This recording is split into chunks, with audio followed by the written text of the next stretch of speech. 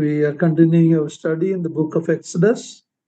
ವಿಮೋಚನ ಕಾಂಡದಿಂದ ನಮ್ಮ ಅಧ್ಯಯನವನ್ನು ಮುಂದುವರಿಸುತ್ತಿದ್ದೇವೆ.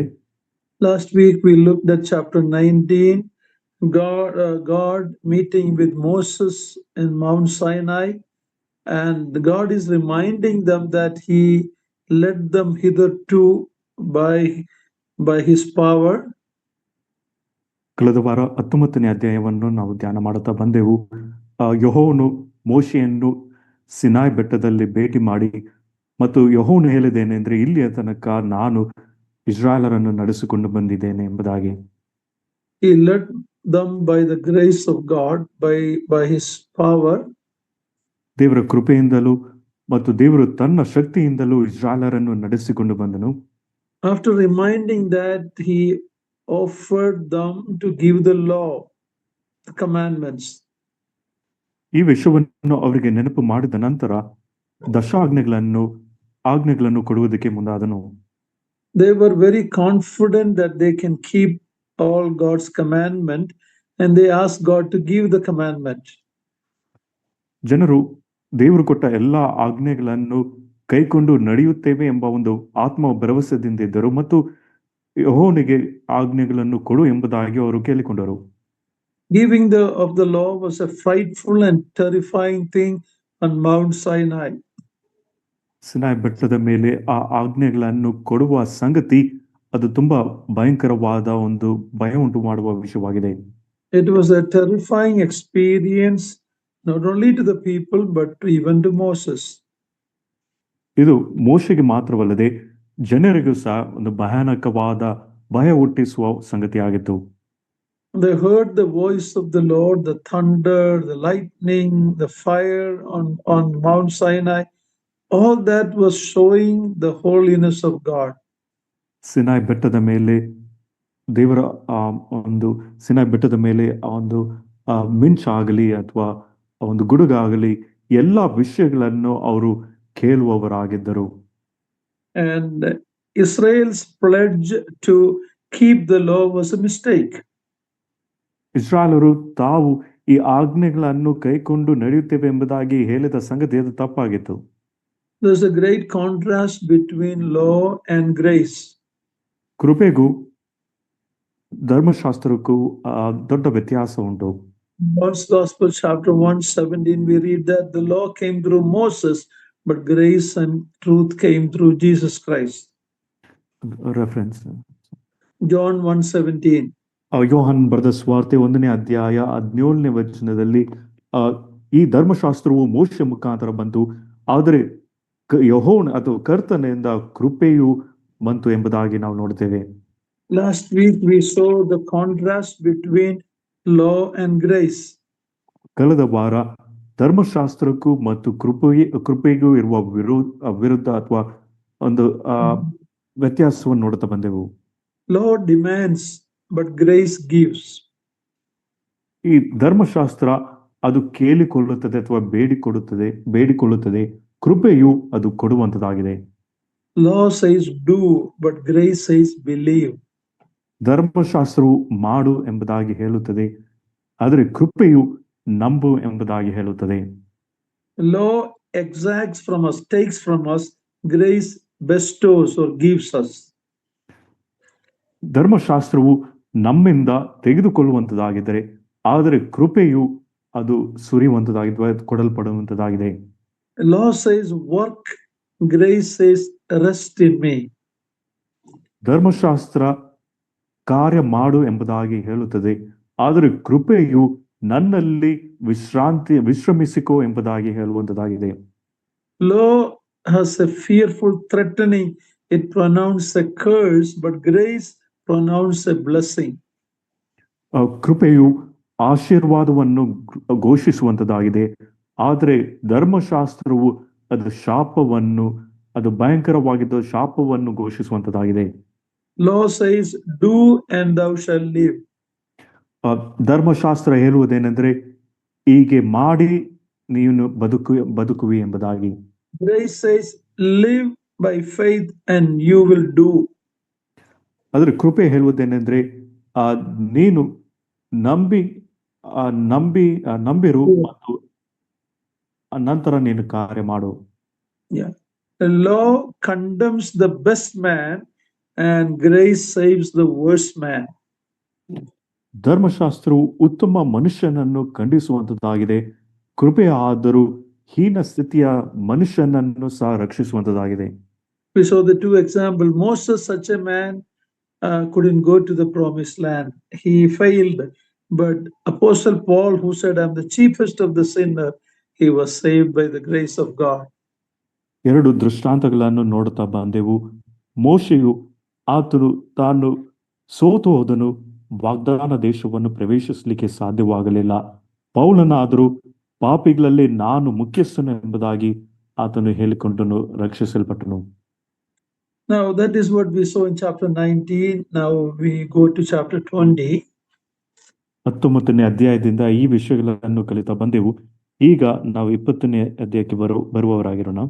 In chapter 20 we see the giving of the law, mainly the 10 commandments.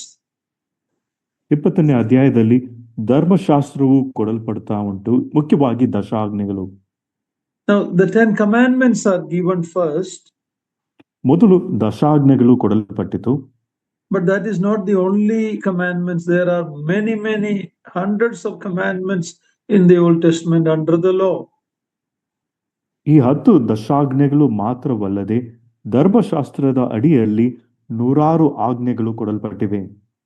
The 10 commandments is a summary of the commandments. ದಶ ಆಜ್ಞೆಗಳು ಈ ಎಲ್ಲಾ ಆಜ್ಞೆಗಳ ಸಾರಾಂಶವಾಗಿದೆ. In chapter 20, after giving of the 10 commandments, we see the instruction pertaining to the altar that they have to make. ದಶಾಜ್ಞೆಗಳು ಕೊಟ್ಟ ನಂತರ ಅವರು ಯಜ್ಞವೇದಿಯು ಮಾಡಬೇಕಾಗಿತ್ತು ಮತ್ತು ಆ ಯಜ್ಞವೇದಿಯನ್ನು ಹೇಗೆ ಮಾಡಬೇಕೆಂಬ ಸೂಚನೆಗಳು ಸಹ ಕೊಡಲ್ಪಟ್ಟಿತು. In verse 24 to 26 of chapter 20, we can see that. 20ನೇ ಅಧ್ಯಾಯದಲ್ಲಿ 24ನೇ ವಚನದಿಂದ 26ನೇ ವಚನದಲ್ಲಿ ಇದರ ಕುರಿತಾಗಿ ನಾವು ಓದುತ್ತೇವೆ. Law and the altar goes together. ಧರ್ಮಶಾಸ್ತ್ರ, ಯಜ್ಞವೇದಿ ಇವೆರಡು ಜೊತೆಯಾಗಿ ಹೋಗುವಂತದ್ದಾಗಿದೆ. The law reveals that man is a sinner. ಒಬ್ಬ ಮನುಷ್ಯನು ಪಾಪಿ ಎಂಬುದಾಗಿ ಧರ್ಮಶಾಸ್ತ್ರವು ಪ್ರಕಟಿಸುವಂತದ್ದಾಗಿದೆ. And that sinner need a savior, or he need an altar upon which a sacrifice has to be made on his behalf. ಒಬ್ಬ ಮನುಷ್ಯನಿಗೆ ರಕ್ಷಕನ ಅವಶ್ಯಕತೆ ಇದೆ. ಅಲ್ಲದಿದ್ರೆ ಅವನ ಪರವಾಗಿ ಒಂದು ಪ್ರಾಣಿಯು ವಧಿಸಲ್ಪಡಬೇಕಾಗಿ ಅಥವಾ ಒಂದು ಯಜ್ಞವು ಅಲ್ಲಿ ಮಾಡಲ್ಪಡಬೇಕು. In other words, law reveals that he is a sinner and the remedy is in the altar.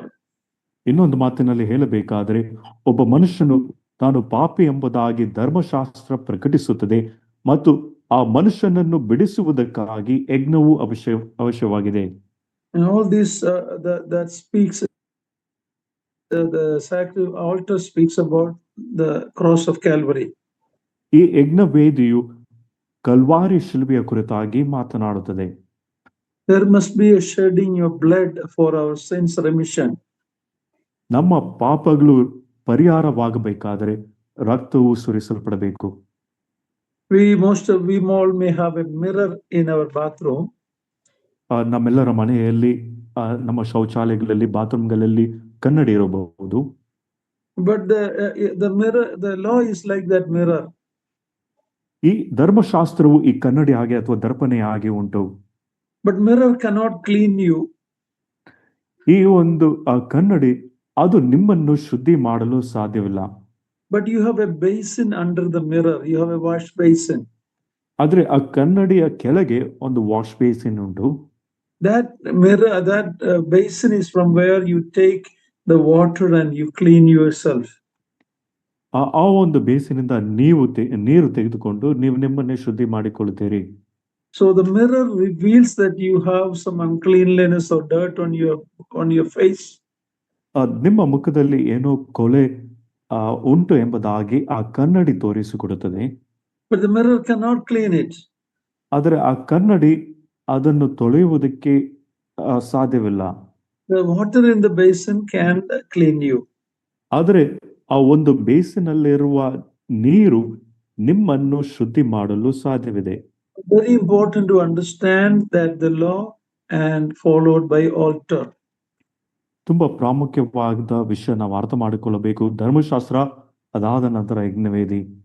Okay, now let's read verses 1 and 2. Naveen, are you there? Can you read it? ಮೊದಲನೇ ಅಧ್ಯಾಯ ಒಂದು ಎರಡನೇ ವಚನಗಳು. Chapter ದೇವರು 21. ಮುಂದಣ ಆಜ್ಞೆಗಳನ್ನೆಲ್ಲ ಕೊಟ್ಟನು. ನೀನು ದಾಸತ್ವದಲ್ಲಿದ್ದ ಐಗುಪ್ತ ದೇಶದೊಳಗಿಂದ ನಿನ್ನನ್ನು ಬಿಡುಗಡೆ ಮಾಡಿದ ಯೆಹೋವನು ಎಂಬ ನಾನೇ ನಿನ್ನ ದೇವರು ನಾನೇ. The giving of the 10 commandments was a moral code. ಈ ದಶಾಜ್ಞೆಗಳು ಕೊಡಲ್ಪಡುವಾಗ ಇದು ನೈತಿಕವಾದ ಒಂದು ಸಂಹಿತವಾಗಿ ನಾವು ನೋಡ್ತೇವೆ. We live in a world where morality is changing, anything goes. ನಾವು ಜೀವಿಸುವ ಲೋಕ ಎಂತದಾಗಿದೆ ಎಂಬುದಾಗಿ ನೋಡುವಾಗ ನೈತಿಕ ಬದಲಾವಣೆಯು ಉಂಟಾಗುತ್ತಿದೆ. Whatever God has created which was good is altered by man. For example, this sexual revolution of LGBTQ and all of that, and people don't want to go by God's morality, they make their own morality. ದೇವರು ಕೊಟ್ಟ ನೈತಿಕವಾದ ವಿಷಯಗಳನ್ನು ಅನುಸರಿಸುವುದಕ್ಕೆ ಇಷ್ಟವಿಲ್ಲದೆ ಮನುಷ್ಯರಿಗೆ ಇಷ್ಟ ಬಂದ ಒಂದು ಲೈಂಗಿಕ ಕ್ರಾಂತಿ ಅಥವಾ ಈ ಒಂದು ನೈತಿಕವಾದ ವಿಷಯಗಳನ್ನು ಅನುಸರಿಸುವುದಕ್ಕೆ ಮುಂದಾಗುತ್ತಿದ್ದಾರೆ. God is reminding them in the first verse, I am the God who brought you out from bondage in Egypt, and on that basis, as God's redeemed people, he is giving them the law.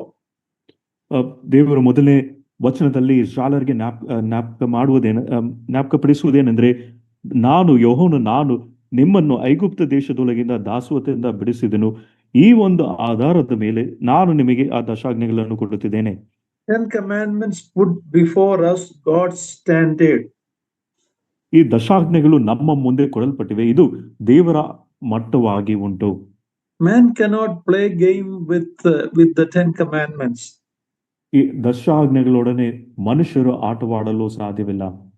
And they will have to face the punishment of God if they play with the commandments.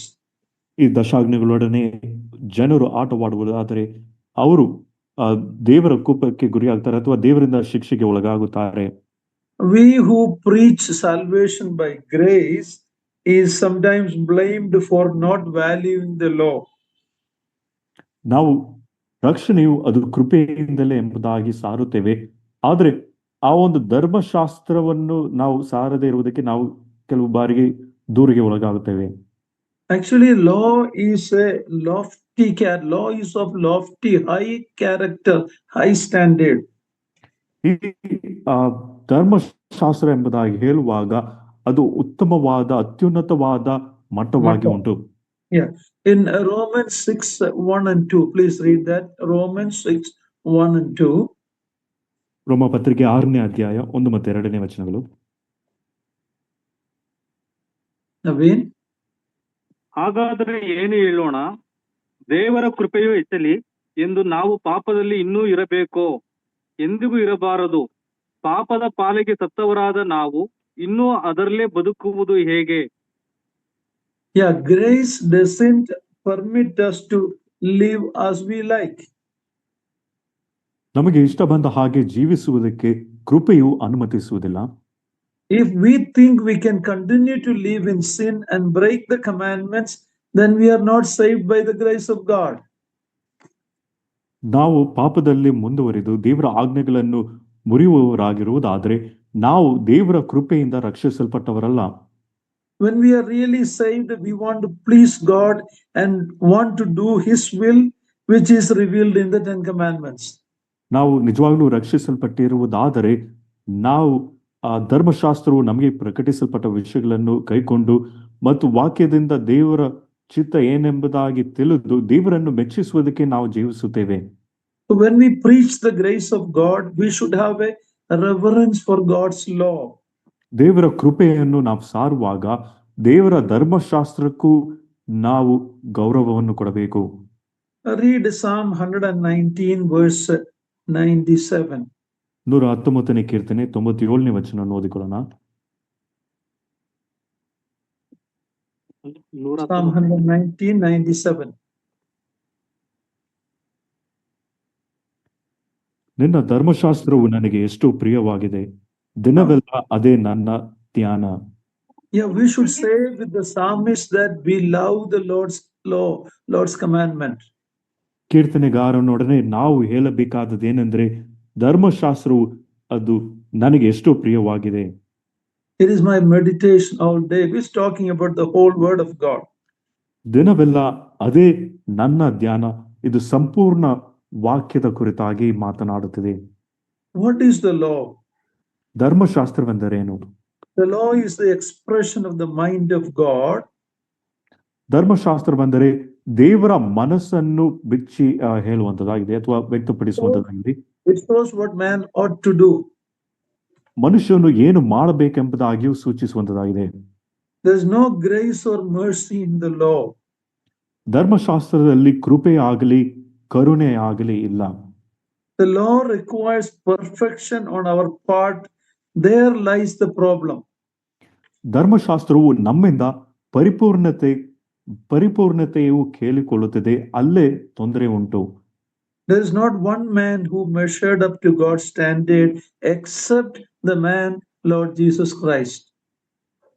ಮನುಷ್ಯರಾಗಿರುವ ಕರ್ತನಾದ ಯೇಸು ಕ್ರಿಸ್ತನ ಹೊರತುಪಡಿಸಿ ದೇವರ ಮಟ್ಟಕ್ಕೆ ಯಾವನು ಸರಿ ಸಮಾನನು ಅಥವಾ ದೇವರ ಮಟ್ಟಕ್ಕೆ ಬಂದಿರುವ ಯಾವ ಒಬ್ಬ ಮನುಷ್ಯನೂ ಇಲ್ಲ. Read John 8:29, last part of verse 29. ಯೋಹಾನ್ ಬರೆದ ಸುವಾರ್ತೆ 8ನೇ ಅಧ್ಯಾಯ 29ನೇ ವಚನದ ಕಡೆ ಭಾಗ.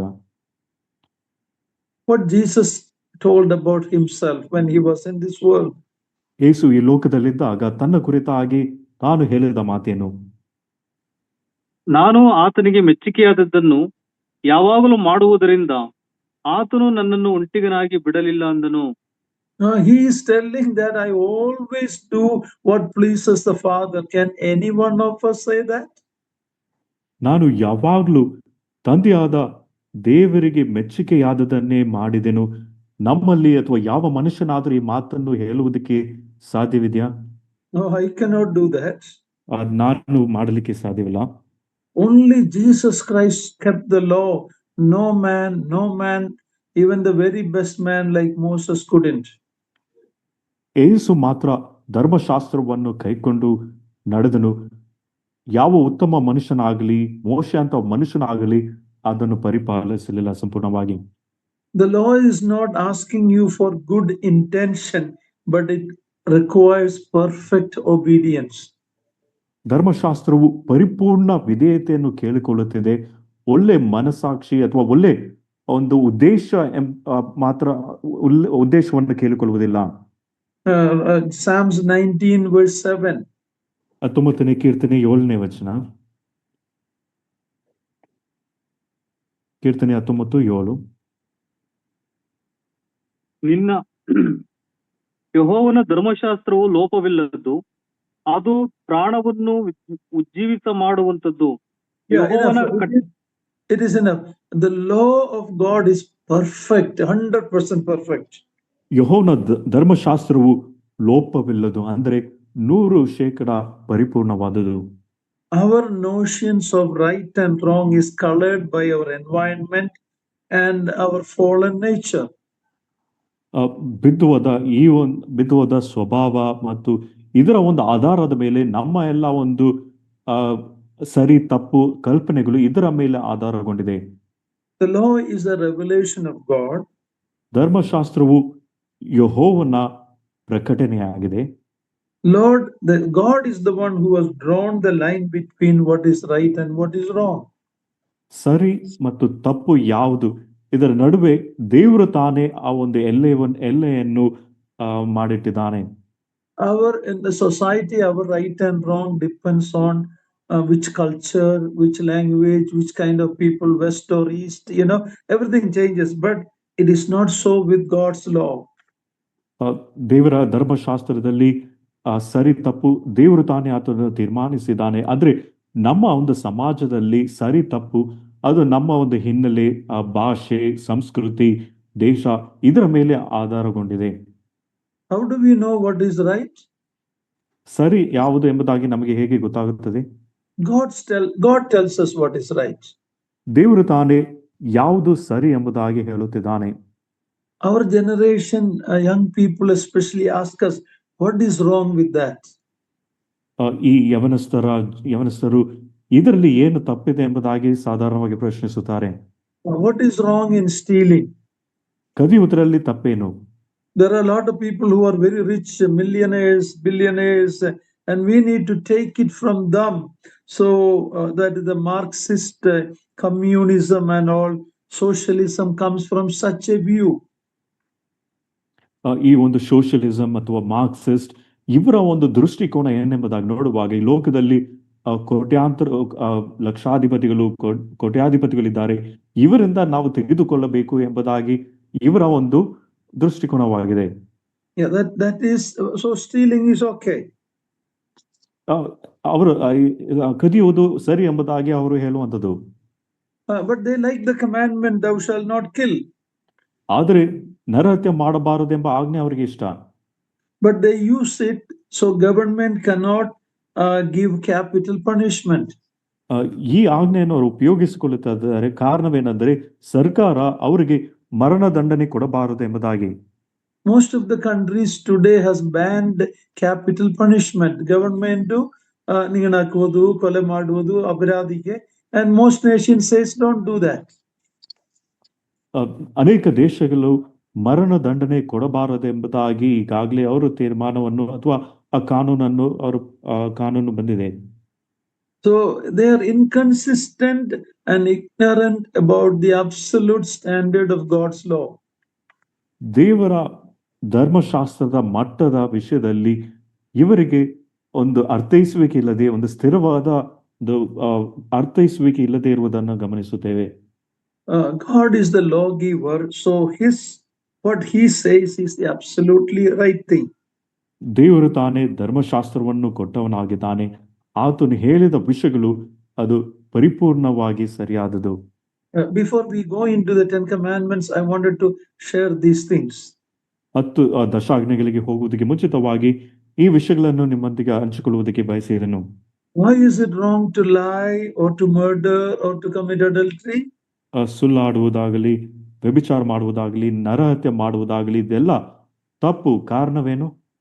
Because God says. ಯಾಕೆಂದರೆ ದೇವರು ತಾನೇ ಆಜ್ಞಾಪಿಸಿದ್ದಾನೆ. He is the lawgiver. ಆತನೇ ಧರ್ಮಶಾಸ್ತ್ರವನ್ನು ಕೊಟ್ಟವನು. His is the standard, not the changing societies and cultures. ಆತನೇ ಮಟ್ಟವಾಗಿದ್ದಾನೆ, ಬದಲಾಗುವ ಸಮಾಜವಾಗಲಿ ಅಥವಾ ಈ ಒಂದು ಸಾಮಾಜಿಕ ವಿಷಯಗಳು ಅಲ್ಲ. Law is good for mankind only if they can keep it. ಈ ಧರ್ಮಶಾಸ್ತ್ರವು ಮನುಷ್ಯರು ಪರಿಪಾಲಿಸಿದರೆ ಮಾತ್ರ ಅದು ಅವರಿಗೆ ಹಿತಕರವಾಗಿ ಉಂಟು. So, but we know man fails, so there is the jails, there is the locks on our doors and vehicles, and when we borrow money from the bank, we have to sign about 10 different papers. ಆದರೆ ಮನುಷ್ಯರು ಈ ವಿಷಯಗಳಲ್ಲಿ ಸೋತು ಹೋಗುವವನಾಗಿದ್ದಾನೆ. ಆದ್ದರಿಂದ ಸೆರೆಮನೆಗಳುಂಟು. ನಮ್ಮ ಮನೆ ಬಾಗಿಲಿಗೆ ಬೀಗ ಹಾಕುತ್ತೇವೆ, ಕಾರುಗಳಿಗೆ ಬೀಗ ಹಾಕುತ್ತೇವೆ, ಮತ್ತು ನಾವೇನಾದರೂ ಬ್ಯಾಂಕಿನಿಂದ ಲೋನ್ ತೆಗೆದುಕೊಳ್ಳಬೇಕಾದ್ರೂ ನಾವು 10 ಹಾಳೆಗಳಲ್ಲಿ ನಾವು ಸಹಿಯೂ ಸಹ ಹಾಕಬೇಕು. Because they don't trust you. ಯಾಕೆಂದ್ರೆ ಅವರು ನಿಮ್ಮ ಮೇಲೆ ಭರವಸೆ ಇಡುವುದಿಲ್ಲ. Man doesn't trust one another. ಮನುಷ್ಯರು ಒಬ್ಬರನ್ನೊಬ್ಬರ ಮೇಲೆ ಭರವಸೆ ಇಡುವುದಿಲ್ಲ. Earlier days man's words were enough, but now that is not enough.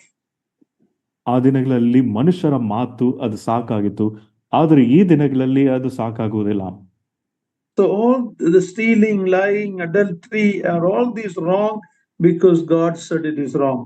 ಕದಿಯುವುದಾಗಲಿ, ವ್ಯಭಿಚಾರ ಮಾಡುವುದಾಗಲಿ, ನರಹತ್ಯೆ ಮಾಡುವುದಾಗಲಿ ಎಲ್ಲವೂ ತಪ್ಪು. ಕಾರಣ ದೇವರು ತಾನೇ ಹೇಳಿದ್ದಾನೆ. And God enforces his law with tremendous impact, very seriously. ದೇವರು ತನ್ನ ಧರ್ಮಶಾಸ್ತ್ರವನ್ನು ತುಂಬಾ ಗಂಭೀರವಾಗಿ ಆತನು ಜಾರಿಗೊಳಿಸುತ್ತದೆ.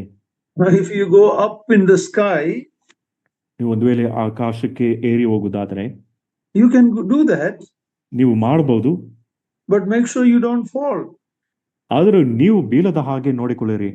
because there is a law of gravitation in operation. ಯಾಕಂದ್ರೆ ಈ ಗುರುತ್ವಾಕರ್ಷಣೆಯ ಶಕ್ತಿಯು ಕಾರ್ಯ ಮಾಡುತ್ತಾ ಉಂಟು. You cannot reverse it. ಅದನ್ನು ನೀವು ಬದಲು ಮಾಡುವುದಕ್ಕಾಗಲಿ ಇಲ್ಲದೆ ಮಾಡುವುದಕ್ಕಾಗಲಿ ಸಾಧ್ಯವಿಲ್ಲ. You will have deadly consequence if you try to break the law of gravity. ಈ ಗುರುತ್ವಾಕರ್ಷಣೆಯ ನಿಯಮವನ್ನು ನೀವು ಮುರಿಯುವುದಾದರೆ ನಿಮಗೆ ಮರಣಕರವಾದ ಒಂದು ಪರಿಣಾಮ ಕಾಯುತ್ತದೆ. Many people think they can break the 10 commandments and get away with it. ಅನೇಕರು ನೆನೆಸುವುದೇನೆಂದ್ರೆ ಈ ದಶಾಜ್ಞೆಗಳನ್ನು ಮುರಿದು ನಾವು ತಪ್ಪಿಸಿಕೊಳ್ಳಬಹುದೆಂಬುದಾಗಿ. There is a funny story about this. It's not real, but there's a funny story like this. ಒಂದು ತಮಾಷೆಯ ಒಂದು ಕತೆ ಉಂಟು. ಇದು ನಿಜವಾಗಿ ನಡೆದದಲ್ಲ, ಆದರೆ ಇದರ ಕುರಿತಾಗಿ ಒಂದು ತಮಾಷೆಯ ಕತೆ ಉಂಟು. In the city of New York, there is a 100-story building called Empire State Building. Empire state building ಎಂಬುದಾಗಿ 100 ಮಹಡಿ ಕಟ್ಟಡವು ನ್ಯೂಯಾರ್ಕ್ ಪಟ್ಟಣದಲ್ಲಿ ಉಂಟು. A man jumped from the top of that building. ಒಬ್ಬ ಮನುಷ್ಯನು ಆ ಒಂದು 100 ಅಂತಸ್ತಿನ ಒಂದು ಕಟ್ಟಡದಿಂದ ಆತನು ಧುಮುಕಿದನು.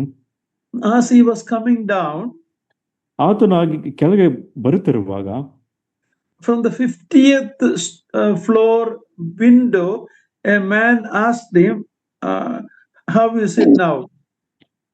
ಒಬ್ಬ ಮನುಷ್ಯನು 50ನೇ ಮಹಡಿಯಲ್ಲಿ ನಿಂತು ಆ ಒಂದು ಕಿಟಕಿಯಿಂದ ಈ ಮನುಷ್ಯನನ್ನು ಕೇಳಿದನು ಹೇಗಿದೆ ಎಂಬುದಾಗಿ. And I mean, of course, it's not real, okay? But that man, the man falling said, well, so far so good. ಇದು ನಿಜವಾಗ್ಲೂ ನಡೆದ ಘಟನೆ ಅಲ್ಲ, ಆದರೆ ಒಂದು ಕತೆ. ಆ ಒಬ್ಬ ಮನುಷ್ಯನು ಬೀಳುತ್ತಿರುವ ಒಬ್ಬ ಮನುಷ್ಯನ ಹೇಳಿದ ಮಾತೇನೆಂದ್ರೆ, ಇಲ್ಲಿಯವರೆಗೂ ಎಲ್ಲವೂ ಚೆನ್ನಾಗಿ ನಡೀತಿದೆ. He's floating down. He said, so far so good. ಆತನು ಹಾರುತ್ತಿದ್ದಾನೆ. ಆತನು ಹೇಳಿದ ಮಾತು ಇಲ್ಲಿಯವರೆಗೂ ಎಲ್ಲವೂ ಚೆನ್ನಾಗಿದೆ. But that is not where the law of gravity enforces. It is another 50 more stories there, floor is there. And when he come down to the bottom, that is where the law is enforced. ಆದ್ರೆ ಈ ಒಂದು ಗುರುತ್ವಾಕರ್ಷಣೆಯು ಇಲ್ಲಿಗೆ ಗುರುತ್ವಾಕರ್ಷಣೆ. Okay, thank you. Thanks, uncle. ಈ I'm not able to pronounce that correctly. ಗುರುತ್ವಾಕರ್ಷಣೆ. Okay, ಗುರುತ್ವಾಕರ್ಷಣೆಯು ಅಲ್ಲಿಗೆ ಅದು ಜಾರಿಗೊಳಿಸುತ್ತಿಲ್ಲ. 50ನೇ ಮಹಡಿಯಲ್ಲಿ ಅದು ಇನ್ನೂ ಕೆಳಗೆ 50 ಮಹಡಿ ಕೆಳಗೆ ಬರಬೇಕು. When he comes down to the reality, it's a crushing, shattering consequence. ಅವನು ವಾಸ್ತವಿಕವಾದ ಒಂದು ಸಂಗತಿಗೆ ಬರುವಾಗ ಅವನಿಗೆ ಒಂದು ಚದರಿ ಹೋಗುವ ಒಂದು ಪರಿಣಾಮವು ಆತನು ಎದುರುಗೊಳ್ಳಬೇಕು. Hope you understand what I'm telling. ನಾನು ಹೇಳುವ ವಿಷಯಗಳು ನಿಮ್ಗೆ ಅರ್ಥವಾಗಿರಬಹುದು. There is another funny story. ಮತ್ತೊಂದು ತಮಾಷೆಯ ಕತೆ ಉಂಟು. This man jumped off the Empire State Building. ಈ ಒಬ್ಬ ಮನುಷ್ಯನು ಆ ಒಂದು ಎಂಪೈರ್ ಸ್ಟೇಟ್ ಬಿಲ್ಡಿಂಗ್ ಇಂದ ಧುಮುಕಿದನು. Halfway he understood he made a mistake, so he told God to forgive him. ಆತನು ಅರ್ಧ ದಾರಿಯಲ್ಲಿ ಬರುತ್ತಿರುವಾಗ ತಾನು ಮಾಡಿದ್ದು ತಪ್ಪೆಂಬುದಾಗಿ ತಿಳ್ಕೊಂಡು ದೇವರಲ್ಲಿ ಕ್ಷಮಾಪಣೆ ಕೇಳಿದನು. And he heard an answer from God. It's a story, okay? It's not real, okay? But God gave him an answer. ಇದು ತಮಾಷೆ, ನಿಜವಾಗ್ಲೂ ನಡೆದ ಘಟನೆ ಅಲ್ಲ. ಈ ಒಬ್ಬ ಮನುಷ್ಯನು ಈ ರೀತಿಯಾಗಿ ಹೇಳಿದಾಗ ದೇವರು ಅವನಿಗೆ ಉತ್ತರ ಕೊಟ್ಟನು. God said, I forgive you, but I will see you in a minute. ನಾನು ನಿನ್ನನ್ನು ಕ್ಷಮಿಸುತ್ತೇನೆ, ಆದ್ರೆ ಇನ್ನು 1 ನಿಮಿಷದಲ್ಲಿ ನಿನ್ನನ್ನು ನೋಡುತ್ತೇನೆ. And you understand that? That means you're going to die and meet me in 1 minute. ನಿಮ್ಗೆ ಅರ್ಥವಾಗಿರಬಹುದು. ಇದರ ಅರ್ಥ ನೀನು 1 ನಿಮಿಷದಲ್ಲಿ ಸಾಯುತ್ತಿ, ನಂತರ ನನ್ನನ್ನು ಭೇಟಿ ಮಾಡುತ್ತೆ ಎಂಬುದಾಗಿ. In other words, we cannot break God's law and get away with it. ಇನ್ನೊಂದು ಮಾತಿನಲ್ಲಿ ಹೇಳಬೇಕಾದ್ರೆ ದೇವರ ಆಜ್ಞೆಗಳನ್ನು ಉಲ್ಲಂಘಿಸಿ ದೇವರ ಆಜ್ಞೆಗಳನ್ನು ಮುರಿದು ನಾವು ತಪ್ಪಿಸಿಕೊಳ್ಳುವುದಕ್ಕೆ ಸಾಧ್ಯವಿಲ್ಲ. So God says in Ezekiel 18:4, please read it. Ezekiel 18:4. ಏಜ್ಕೇಲನ ಗ್ರಂಥ 18ನೇ ಅಧ್ಯಾಯ 4ನೇ ವಚನದಲ್ಲಿ ಯೆಹೋವನು ಹೇಳುವ ಮಾತು. Ezekiel 18:4. ಇಗೋ ಸಕಲ ಪ್ರಾಣಿಗಳು ನನ್ನವೇ, ತಂದೆಯೇನು ಮಗನೇನು, ಪ್ರಾಣಿಗಳೆಲ್ಲವೂ ನನ್ನ ದೀನದಲ್ಲಿವೆ. ಪಾಪ ಮಾಡುವ ಪ್ರಾಣಿಯೇ ಸಾಯುವನು. The soul that sinneth, it shall die. ಪಾಪ ಮಾಡುವ ಪ್ರಾಣಿಯೇ ಸಾಯುವನು. The law must be enforced and the breaker of the law must pay the penalty. ಈ ಧರ್ಮಶಾಸ್ತ್ರವು ಜಾರಿಗೆ ತರಬೇಕು ಮತ್ತು ಇದನ್ನು ಉಲ್ಲಂಘಿಸಿ ಮೀರುವವನು ಶಿಕ್ಷೆಗೆ ಒಳಗಾಗುವನು. We cannot mix law and grace. ಧರ್ಮಶಾಸ್ತ್ರವನ್ನು ಕೃಪೆಯನ್ನು ಮಿಶ್ರಣ ಮಾಡುವುದಕ್ಕೆ ಸಾಧ್ಯವಿಲ್ಲ. If you do that, we will be robbing the law of its majesty and meaning. ನಾವು ಒಂದು ವೇಳೆ ಮಿಶ್ರಣ ಮಾಡುವುದಕ್ಕೆ ಪ್ರಯತ್ನ ಮಾಡುವುದಾದರೆ ಅದರ ಒಂದು ಮಹತ್ವ, ಅದರ ಅರ್ಥವನ್ನು ನಾವು ಕದಿಯುವುದಕ್ಕೆ ಪ್ರಯತ್ನಿಸುವವರಾಗಿದ್ದೇವೆ. There is no love in the law, it is perfection. ಧರ್ಮಶಾಸ್ತ್ರದಲ್ಲಿ ಪ್ರೀತಿ ಇಲ್ಲ, ಆದರೆ ಅದು ಪರಿಪೂರ್ಣತೆ. You meet it or you die. ನೀವು ಅದನ್ನು ಕಾಪಾಡಬೇಕು, ಇಲ್ಲದಿದ್ರೆ ನೀವು ಸಾಯಬೇಕು. There is no grace in the law. ಧರ್ಮಶಾಸ್ತ್ರದಲ್ಲಿ ಕೃಪೆಯೂ ಇಲ್ಲ. So when grace is mixed with the law, it will not work. ಕೃಪೆಯು ಧರ್ಮಶಾಸ್ತ್ರದಲ್ಲಿ ಮಿಶ್ರಣವಾಗುವುದಾದರೆ ಅದು ಕಾರ್ಯ ನಡೆಯುವುದಿಲ್ಲ. Grace has such a wonder and attractiveness and desire. ಕೃಪೆಯಲ್ಲಿ ಆಶ್ಚರ್ಯಕಾರ ಮತ್ತು ಆಕರ್ಷಣೆಯು ಇದರಲ್ಲಿ ಒಳಗೊಂಡಿದೆ. The sinner needs are met when the sinner's needs are not met when law and grace is mixed. ಕೃಪೆಯು ಧರ್ಮಶಾಸ್ತ್ರವು ಮಿಶ್ರಣವಾಗುವುದಾದರೆ ಪಾಪಿಯ ಅಗತ್ಯತೆಗಳು ಪೂರೈಸಲಾಗುವುದಿಲ್ಲ. Thank you. You're translating well. Thank you. The law sets forth what man ought to do. ಮನುಷ್ಯರು ಏನು ಮಾಡಬೇಕು ಎಂಬುದಾಗಿ ಈ ಧರ್ಮಶಾಸ್ತ್ರವು ತಿಳಿಸುವಂತದಾಗಿದೆ. Grace sets forth what God has done. ಆದರೆ ಕೃಪೆಯು ದೇವರು ಏನು ಮಾಡಿದಾನೋ ಕೃಪೆಯು ಅದು ಮುಂದಿಡುತ್ತಿದೆ. The law reveals who God is. ಧರ್ಮಶಾಸ್ತ್ರವು ದೇವರು ಯಾರೆಂಬುದಾಗಿ ಪ್ರಕಟಿಸುವಂತದಾಗಿದೆ. And it shows the vast chasm between God and man, under a gulf between God and man. ದೇವರಿಗೂ ಮನುಷ್ಯರಿಗೂ ಇರುವ ವಿಶಾಲವಾದ ಒಂದು ಅಂತರ ಏನೆಂಬುದಾಗಿ ಧರ್ಮಶಾಸ್ತ್ರವು ತೋರಿಸುತ್ತದೆ. Read Galatians 4:21. ಗಲಾತ್ಯ 4:21 ವಚನ ಓದಿಕೊಳ್ಳೋಣ. 4ನೇ ಅಧ್ಯಾಯ 21.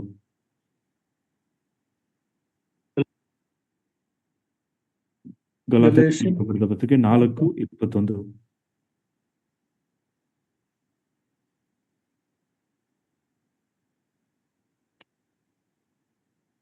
Galatians 4. ಧರ್ಮಶಾಸ್ತ್ರ ದೀನರಾಗುವುದಕ್ಕೆ ಮನಸ್ಸುಳ್ಳವರೇ ಧರ್ಮಶಾಸ್ತ್ರಕ್ಕೆ ಕಿವಿಗೊಡುವುದಿಲ್ಲವೋ? ಮುಂದೆ ಓದಿ ಬ್ರದರ್. ನನಗೆ ಹೇಳಿರಿ, ಅದರಲ್ಲಿ ಬರೆದಿರುವುದೇನೆಂದರೆ, ಅಬ್ರಹಾಮನಿಗೆ 2 ಮಕ್ಕಳಿದ್ದರು, ಒಬ್ಬನು ತುತ್ತಿನಿಂದ ಹುಟ್ಟಿದವನು, ಒಬ್ಬನು ಧರ್ಮಪತ್ನಿಯಿಂದ ಹುಟ್ಟಿದವನು. ತುತ್ತಿನ ಮಗನು I will stop it there. We have to listen to what the law says. ಧರ್ಮಶಾಸ್ತ್ರ ಹೇಳುವುದಕ್ಕೆ ನಾವು ಕಿವಿಗೊಡಬೇಕು. When a man is weighed in the balance of the 10 commandments, he is found wanting or lacking. ಒಬ್ಬ ಮನುಷ್ಯನು ಈ ಒಂದು ಧರ್ಮಶಾಸ್ತ್ರ ಎಂಬ ಒಂದು ತಕಡಿಯಲ್ಲಿ ನಾವು ಅಳೆಯುವುದಾದರೆ ಮನುಷ್ಯನು ಆತನು ಒಂದು ಅಗತ್ಯದಲ್ಲಿರುವುದನ್ನು ನಾವು ನೋಡುತ್ತೇವೆ. Our problem is we compare with one another and feel we are better than someone else. ನಮ್ಮ ತೊಂದರೆ ಏನೆಂಬುದಾಗಿ ನೋಡುವಾಗ ನಾವು ಮನುಷ್ಯರು ಮತ್ತೊಬ್ಬರಿಗೆ ಹೋಲಿಸಿ ನಾವು ಇತರರಿಗಿಂತ ಉತ್ತಮರೆಂಬುದಾಗಿ ಭಾವಿಸುತ್ತೇವೆ. But actually we have to compare with God, and then we find Romans 3:23, all have sinned and come short of the glory of God. ಆದ್ರೆ ನಿಜವಾಗಿ ನಾವು ದೇವರಿಗೆ ಹೋಲಿಸಿ ನಮ್ಮನ್ನು ನೋಡಬೇಕು. ಆಗ ರೋಮ ಪತ್ರಿಕೆ 3:23 ನಮಗೆ ಅರ್ಥವಾಗುತ್ತದೆ. ಎಲ್ಲರೂ ಪಾಪ ಮಾಡಿ ದೇವರ ಮಹಿಮೆಯನ್ನು ಹೊಂದದೆ ಹೋಗಿದ್ದಾರೆ. A man who- Sunita sister mute ಮಾಡ್ರಿ. ಸುನಿತಾ ಸಿಸ್ಟರ್ ಫೋನ್ ಮ್ಯೂಟ್ ಮಾಡಿಕೊಳ್ರಿ. A man who is on a mountain, ಬೆಟ್ಟದಲ್ಲಿರುವ ಒಬ್ಬ ಮನುಷ್ಯನು he may look down at a man who is on a lower hill. ಆದರೆ ಒಂದು ಕೆಳಗಿನ ಬೆಟ್ಟದಲ್ಲಿರುವ ಒಬ್ಬ ಮನುಷ್ಯನನ್ನು ಈ ಮೇಲಿರುವ ಒಬ್ಬ ಮನುಷ್ಯನು ನೋಡಬಹುದು. They can say, I'm higher than you. ನಾನು ನಿನಗಿಂತ ಮೇಲೆ ಇದ್ದೇನೆ ಎಂಬುದಾಗಿ ಆ ಒಬ್ಬ ಮನುಷ್ಯನು ಹೇಳಬಹುದು. But that man has not gone to the moon or to the heaven. ಆದ್ರೆ ಆ ಒಬ್ಬ ಮನುಷ್ಯನು ಆಕಾಶಕ್ಕಾಗ್ಲಿ ಅಥವಾ ಪರಲೋಕಕ್ಕಾಗ್ಲಿ ಅಥವಾ ಚಂದ್ರಲೋಕಕ್ಕಾಗ್ಲಿ ಹೋಗಲಿಲ್ಲ. So there is a big gap between himself and God. ಆದ್ದರಿಂದ ದೇವರಿಗೂ ಮತ್ತು ಮನುಷ್ಯನಿಗೂ ದೊಡ್ಡ ಒಂದು ಅಂತರ ಉಂಟು. Romans 3:19, please read it. ರೋಮ ಪತ್ರಿಕೆ 3ನೇ ಅಧ್ಯಾಯ 19ನೇ ವಚನ. ಧರ್ಮಶಾಸ್ತ್ರ ನುಡಿಗಳೆಲ್ಲವೂ ಆ ಶಾಸ್ತ್ರಕ್ಕೆ ಒಳಗಾದವರಿಗೆ ಹೇಳಿವಿ ಎಂದು ಬಲ್ಲೆವಷ್ಟೇ. ಹೀಗೆ ಎಲ್ಲರ ಬಾಯಿ ಕಟ್ಟಿ ಹೋಗುವುದು, ಲೋಕವೆಲ್ಲ ದೇವರ ಮುಂದೆ ಅಪರಾಧಿಯಾಗಿ ನಿಲ್ಲುವುದು. Yeah, every person's mouth will be shut when we stand before God. ದೇವರ ಮುಂದೆ ನಾವು ನಿಲ್ಲುವಾಗ ಎಲ್ಲರ ಬಾಯಿ ಕಟ್ಟಿ ಹೋಗುವುದು. The fault is not in the law, but it is in us. ತಪ್ಪು ಧರ್ಮಶಾಸ್ತ್ರದಲ್ಲಿ ಇಲ್ಲ, ಆದರೆ ನಮ್ಮಲ್ಲಿ ಉಂಟು. The law is a mirror, it reveals man his sinful condition. ಧರ್ಮಶಾಸ್ತ್ರವು ಕನ್ನಡಿ ಹಾಗೆ ಉಂಟು, ಅದು ಮನುಷ್ಯರ ಒಂದು ಪರಿಸ್ಥಿತಿಯನ್ನು ಅದು ಪ್ರಕಟಿಸುವಂತದ್ದಾಗಿದೆ. Many people look at the mirror and think they are all right. ಅನೇಕರು ಕನ್ನಡಿಯನ್ನು ನೋಡಿ ನಾವು ಚೆನ್ನಾಗಿದ್ದೇವೆ, ಎಲ್ಲವೂ ಸರಿ ಎಂಬುದಾಗಿ ನೆನೆಸುತ್ತೇವೆ. The law never made a man sinner. ಧರ್ಮಶಾಸ್ತ್ರವು ಮನುಷ್ಯನನ್ನು ಪಾಪಿಯನ್ನಾಗಿ ಮಾಡಲಿಲ್ಲ, but it revealed the fact that man is a sinner. ಆದರೆ ಒಬ್ಬ ಮನುಷ್ಯನು ಪಾಪಿ ಆಗಿದ್ದಾನೆ ಎಂಬ ವಾಸ್ತವಿಕವಾದ ಸಂಗತಿಯನ್ನು ಧರ್ಮಶಾಸ್ತ್ರ ಪ್ರಕಟಿಸಿತು. Actually, the law was given so a man can be brought to Christ, the Savior. ಕ್ರಿಸ್ತನು, ರಕ್ಷಕನಾದ ಕ್ರಿಸ್ತನ ಕಡೆಗೆ ಮನುಷ್ಯನು ಬರಬೇಕಾಗಿ ಈ ಒಂದು ಧರ್ಮಶಾಸ್ತ್ರವು ಕೊಡಲ್ಪಟ್ಟಿತು. In Galatians, we read that it was our schoolmaster. Galatia ಪತ್ರಿಕೆಯಲ್ಲಿ ನಾವು ನೋಡುತ್ತೇವೆ, ಅದು ನಮ್ಮ ಒಂದು ಶಾಲೆಯ ಉಪಾಧ್ಯಾಯರು ಹಾಗೆ. It takes us by hand and leads us to the cross to show our Savior. ನಮ್ಮನ್ನು ಕೈ ಹಿಡಿದು ನಡೆಸಿ ನಮ್ಮ ರಕ್ಷಕನು ಆ ಒಂದು ಶಿಲುಬೆಯ ಕಡೆಗೆ ಅದು ನಡೆಸುತ್ತದೆ. Now let us look at the 10 commandments. ಈಗ ದಶಾಜ್ಞೆಗಳ ಕುರಿತಾಗಿ ಕಲಿಯೋಣ. They are divided into 2 parts. ಎರಡು ಭಾಗವಾಗಿ ವಿಂಗಡಿಸಲಾಗಿದೆ ಅಥವಾ ವಿಭಾಗಿಸಲಾಗಿದೆ. The first 4 commandments deals with man's relationship with God. ಮೊದಲು 4 ಆಜ್ಞೆಗಳು ದೇವರೊಂದಿಗೆ ಇರುವ ಮನುಷ್ಯರ ಒಂದು ಸಂಬಂಧದ ಕುರಿತಾಗಿ ವಿವರಿಸುತ್ತದೆ. The next one, that is commandment 5 to 10, that is 6 commandments deal with man's relationship to man. ಮುಂದಿನ 6 ಆಜ್ಞೆಗಳು 5ರಿಂದ 10ನೇ ಆಜ್ಞೆಗಳ ತನಕ ಮನುಷ್ಯರು ಮತ್ತೊಬ್ಬ ಮನುಷ್ಯನ ಸಂಬಂಧದಲ್ಲಿ ವಿವರಿಸುವಂತದ್ದಾಗಿದೆ. Now, in other words, the second can be right only if the first is right. ಇನ್ನೊಂದು ಮಾತಿನಲ್ಲಿ ಹೇಳಬೇಕಾದ್ರೆ ಈ ಎರಡನೇ ಆಜ್ಞೆ ಅದು ಮೊದಲನೇ ಆಜ್ಞೆ ಸರಿಯಾಗಿದ್ದರೆ ಮಾತ್ರ ಎರಡನೇ ಆಜ್ಞೆ ಸರಿಯಾಗಿರುತ್ತದೆ. ಎರಡನೇ ಸಂಬಂಧ ಮನುಷ್ಯರ ಮಧ್ಯದಲ್ಲಿ ಸರಿಯಾಗಬೇಕಾದರೆ ದೇವರೊಂದಿಗೆ ಇರುವ ಸಂಬಂಧ ಸರಿಯಾಗಿರಬೇಕು. That you understand that? Okay, so ನಮ್ಮ ಎರಡನೇ ಒಂದು ಭಾಗ ಅದು ಸರಿಯಾಗಿರಬೇಕಾದ್ರೆ ದೇವರೊಂದಿಗಿರುವ ಒಂದು ಸಂಬಂಧ ಅದು ಮೊದಲು ಸರಿಯಾಗಿರಬೇಕು. Why many times we cannot get along with each other? Why we have problem in the assembly, among brothers, among the people? Because our relationship with God is not right. ನಾವು ಯಾಕೆ ನಮ್ಮ ಸಭೆಯಲ್ಲಿ ಅಥವಾ ಮನುಷ್ಯರ ಮಧ್ಯದಲ್ಲಿ ನಮ್ಮ ಒಂದು ಸಂಬಂಧವು ಸರಿ ಅಲ್ಲದೆ ಅಥವಾ ನಾವು ಹೊಂದಿಕೊಂಡು ಹೋಗುವುದಕ್ಕೆ ಸಾಧ್ಯವಿಲ್ಲದೆ ಇರುವ ಕಾರಣ ನಮ್ಮ ಸಂಬಂಧವು ದೇವರೊಂದಿಗೆ ಅದು ಸರಿ ಇಲ್ಲ. The Lord Jesus Christ summarized it in Matthew 22:37-40. Please read that. ಕರ್ತನಾದ ಯೇಸು ಕ್ರಿಸ್ತನು ಮತ್ತಾಯನ ಬರೆದ ಸುವಾರ್ತೆ 22ನೇ ಅಧ್ಯಾಯ 37ನೇ ವಚನದಿಂದ 40ನೇ ವಚನದಲ್ಲಿ ಈ ವಿಷಯವನ್ನು ಸಾರಾಂಶಪಡಿಸಿದ್ದಾನೆ. Matthew 22:37-40. ಮತ್ತಾಯನ ಬರೆದ ಸುವಾರ್ತೆ ನಿನ್ನ ದೇವರಾಗಿರುವ ಕರ್ತನನ್ನು ನಿನ್ನ ಪೂರ್ಣ ಹೃದಯದಿಂದಲೂ, ನಿನ್ನ ಪೂರ್ಣ ಪ್ರಾಣದಿಂದಲೂ, ನಿನ್ನ ಪೂರ್ಣ ಬುದ್ಧಿಯಿಂದಲೂ ಪ್ರೀತಿಸಬೇಕು ಎಂಬ ಆಜ್ಞೆಯೇ ಮುಖ್ಯವಾದದ್ದು ಮತ್ತು ಮೊದಲನೇದು. ಇದಕ್ಕೆ ಸಮಾನವಾದ ಎರಡನೇ ಆಜ್ಞೆ ಒಂದುಂಟು. ಅದು ಯಾವುದೆಂದರೆ, ನಿನ್ನ ನೆರೆಯವನು ನಿನ್ನಂತೆಯೇ ಪ್ರೀತಿಸಬೇಕು ಎಂಬುದೇ. ಈ ಎರಡು ಆಜ್ಞೆಗಳು ಎಲ್ಲಾ ಧರ್ಮಶಾಸ್ತ್ರಕ್ಕೂ ಪ್ರವಾದನ ಗ್ರಂಥಕ್ಕೂ ಆಧಾರವಾಗಿವೆ ಎಂದು ಹೇಳಿದನು. Yeah, the law, love to God and love to your neighbor. That is a summary of the law. ಧರ್ಮಶಾಸ್ತ್ರದ ಸಾರಾಂಶ ಏನೆಂಬುದಾಗಿ ನೋಡುವಾಗ ದೇವರ ಮೇಲನ ಪ್ರೀತಿ ಮತ್ತು ಮನುಷ್ಯರ ಮೇಲನ ಪ್ರೀತಿ. Now let's read verse 3, chapter 20, verse 3. ವಿಮೋಚನ ಕಾಂಡ 20ನೇ ಅಧ್ಯಾಯ 3ನೇ ವಚನವನ್ನು ಓದಿಕೊಳ್ಳೋಣ. ನಾನಲ್ಲದೆ ನಿನಗೆ ಬೇರೆ ದೇವರುಗಳು ಇರಬಾರದು. Okay, thou shalt have no other gods before me. ನಾನಲ್ಲದೆ ನಿನಗೆ ಬೇರೆ ದೇವರುಗಳು ಇರಬಾರದು. In a country like ours, we have polytheism and pantheism. Polytheism is belief in many gods. Pantheism is saying all are God, everything is God. ನಾವು ಜೀವಿಸುವ ಈ ಭಾರತ ದೇಶದಲ್ಲಿ ಬಹು ದೇವತೆ ಮತ್ತು ಸರ್ವ ದೇವತೆ ಅನ್ನುವ ಬಹು ದೇವತೆಗಳು ಮತ್ತು ಎಲ್ಲವೂ ದೇವರು ಎಂಬ ಒಂದು ದೇಶದಲ್ಲಿ ನಾವು ಜೀವಿಸುತ್ತಿದ್ದೇವೆ. God is condemning that view. ಈ ದೃಷ್ಟಿಕೋನವನ್ನು ದೇವರು ಖಂಡಿಸುತ್ತಿದ್ದಾನೆ. There's only one God. ದೇವರು ಒಬ್ಬನೇ. We have that in the Old Testament, that in the New Testament.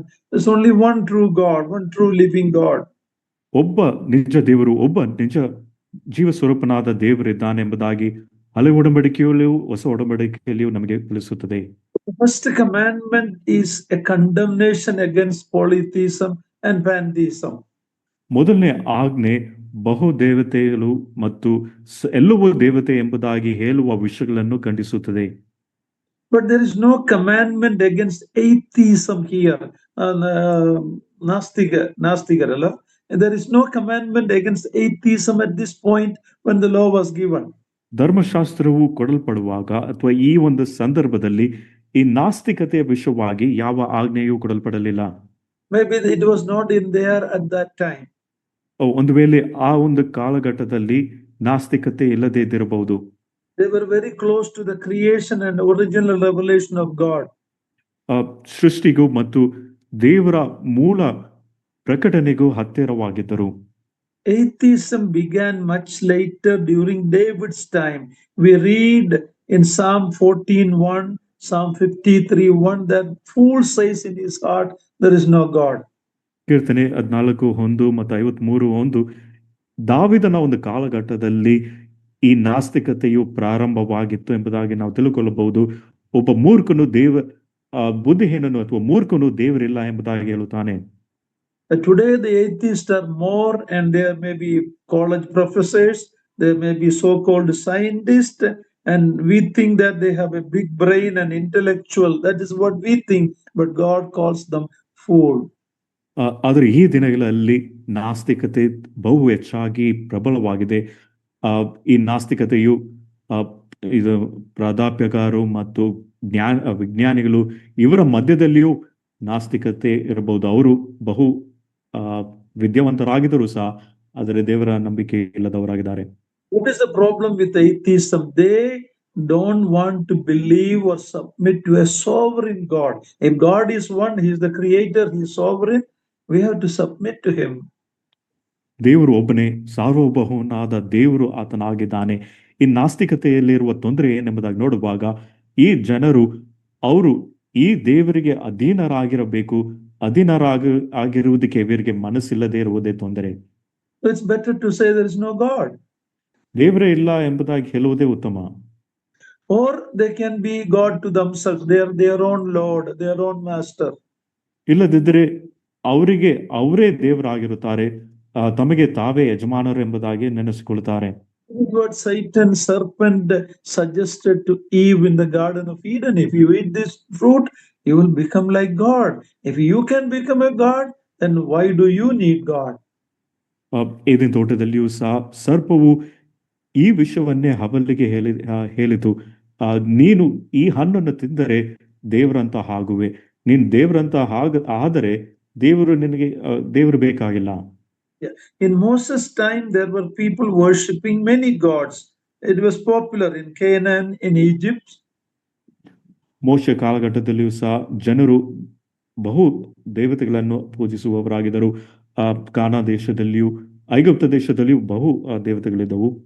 Today it is popular not to worship any god. There are people like that. ಆದರೆ ಈ ದಿನಗಳಲ್ಲಿ ಯಾವ ದೇವರನ್ನು ಆರಾಧಿಸಬಾರದು ಎಂಬ ಸಿದ್ಧಾಂತ ವಿಷಯವು ಅದು ಪ್ರಬಲವಾಗಿದೆ. So in the pendulum of the clock shifted to the other side. ಈ ಒಂದು ಗಡಿಯಾರದಲ್ಲಿ ಈ ಪೆಂಡುಲಮ್ ಅದು ಮತ್ತೊಂದು ಕಡೆಗೆ ಅದು ಶಿಫ್ಟ್ ಆಗಿ ಉಂಟು. Apostle Paul elaborates that in Romans 1:21-25. Please read that. ರೋಮ ಪತ್ರಿಕೆ 1ನೇ ಅಧ್ಯಾಯ 21-25. Apostle Paul is elaborating the problem of atheism. ನಾಸ್ತಿಕತೆಯ ತೊಂದರೆ ಏನೆಂಬುದಾಗಿ ಅಪೊಸ್ತಲನಾದ ಪೌಲನು ವಿವರಿಸುತ್ತಿದ್ದಾನೆ. ರೋಮ ಪತ್ರಿಕೆ 1ನೇ ಅಧ್ಯಾಯ 21-25 ವಚನ. ಯಾಕಂದರೆ ದೇವರ ವಿಷಯವಾಗಿ ಅವರಿಗೆ ತಿಳುವಳಿಕೆ ಇದ್ದರೂ ಅವರು ಆತನನ್ನು ಘನಪಡಿಸಲಿಲ್ಲ, ಆತನ ಉಪಕಾರಗಳನ್ನು ನೆನೆಸಿ ಆತನನ್ನು ಸ್ತುತಿಸಲಿಲ್ಲ. ಅವರು ವಿಚಾರ ಮಾಡಿ ಮಾಡಿ ಫಲ ಕಾಣಲಿಲ್ಲ. ವಿವೇಕವಿಲ್ಲದ ಅವರ ಮನಸ್ಸು ಕತ್ತಲಾಯಿತು. ತಾವು ಮನೆಗಳೆಂದು ಹೇಳಿಕೊಂಡು ಹುಚ್ಚರಾದರು. ಲಯವಿಲ್ಲದ ದೇವರ ಮಹಿಮೆಯನ್ನು ಬಿಟ್ಟು ಅದಕ್ಕೆ ಬದಲಾಗಿ ಲಯವಾಗುವ ಮನುಷ್ಯ, ಪಶು, ಪಕ್ಷಿ, ಸರ್ಪಾದಿಗಳ ಮೂರ್ತಿಗಳನ್ನು ಮಾಡಿಕೊಂಡರು. ಆದ ಕಾರಣ ಅವರು ಮನಸ್ಸಿನ ದುರಾಶೆಗಳಂತೆ ನಡೆದು ತಮ್ಮ ದೇಹಗಳನ್ನು ಮಾನಹೀನ ಮಾಡಿಕೊಳ್ಳಲಿ ಎಂದು ದೇವರು ಅವರನ್ನು ಹೊಲಸಾದ ನಡತೆಗೆ ಒಪ್ಪಿಸಿದನು. ಅವರು ಸತ್ಯದೇವರನ್ನು ಬಿಟ್ಟು ಅಸತ್ಯವಾದದನ್ನು ಹಿಡಿದುಕೊಂಡು ಸೃಷ್ಟಿಕರ್ತನನ್ನು ಪೂಜಿಸದೆ ಸೃಷ್ಟಿ ವಸ್ತುಗಳನ್ನೇ ಪೂಜಿಸಿ ಸೇವಿಸುವರಾದರು. ಸೃಷ್ಟಿಕರ್ತನೊಬ್ಬನೇ ನಿರಂತರ ಸ್ತುತಿ ಹೊಂದತಕ್ಕವನು. ಆಮೇನ್. Yeah, now we know what is the problem with man, whether he's an atheist or a polytheist or pantheist. He doesn't give glory and honor to the one creator God. ಇಲ್ಲಿ ನಾಸ್ತಿಕತೆ ಅಥವಾ ಬಹು ದೇವತೆಗಳನ್ನು, ಎಲ್ಲವೂ ದೇವತೆಗಳನ್ನು ನಂಬುವ ವಿಷಯಗಳಲ್ಲಿ ಏನು ತೊಂದರೆ ಎಂಬುದಾಗಿ ನಾವು ನೋಡುತ್ತೇವೆ. ಅವರು ದೇವರಿಗೆ ಮಹಿಮೆಯನ್ನು ಕೊಡದೇ ಇರುವವರಾಗಿದ್ದಾರೆ. If God is our creator, we are under him, we have to give glory. He is the provider, we should be thankful to him. ದೇವರು ನಮ್ಮ ಸೃಷ್ಟಿಕರ್ತನಾಗಿದ್ದಾನೆ, ನಾವು ಆತನಲ್ಲಿ ಅಡಿಯಲ್ಲಿ ಇದ್ದುಕೊಂಡು ಆತನಿಗೆ ತಕ್ಕ ಗೌರವವನ್ನು ಮಹಿಮೆಯನ್ನು ಕೊಡುವವರಾಗಿರಬೇಕು. Okay, so that's the first commandment. There's no other God. ಇದು ಮೊದಲನೇ ಆಜ್ಞೆ ಆಗಿದೆ, ನಾನಲ್ಲದೆ ನಿನಗೆ ಬೇರೆ ದೇವರುಗಳು ಇಲ್ಲ. But we live in a world with millions and millions of gods. ಆದ್ರೆ ನಾವು ಜೀವಿಸುವ ಈ ಲೋಕದಲ್ಲಿ ಕೋಟ್ಯಾನು ಕೋಟಿ ದೇವರುಗಳು ಉಂಟು. Okay, now let's go to the second commandment, verses 4, 5 and 6. Let's read it. ಎರಡನೇ ಆಜ್ಞೆಗೆ ನಾವು ಹೋಗೋಣ. 4, 5 ಮತ್ತು 6ನೇ ವಚನಗಳು. ಯಾವ ಮೂರ್ತಿಯನ್ನು ಮಾಡಿಕೊಳ್ಳಬಾರದು. ಆಕಾಶದಲ್ಲಾಗಲಿ ಭೂಮಿಯಲ್ಲಾಗಲಿ ಭೂಮಿಯ ಕೆಳಗಣ ನೀರಿನಲ್ಲಾಗಲಿ ಇರುವ ಯಾವುದರ ರೂಪವನ್ನು ಮಾಡಿಕೊಳ್ಳಬಾರದು. ಅವುಗಳಿಗೆ ಅಡ್ಡ ಬೀಳಲು ಬಾರದು, ಪೂಜೆ ಮಾಡಲೂ ಬಾರದು.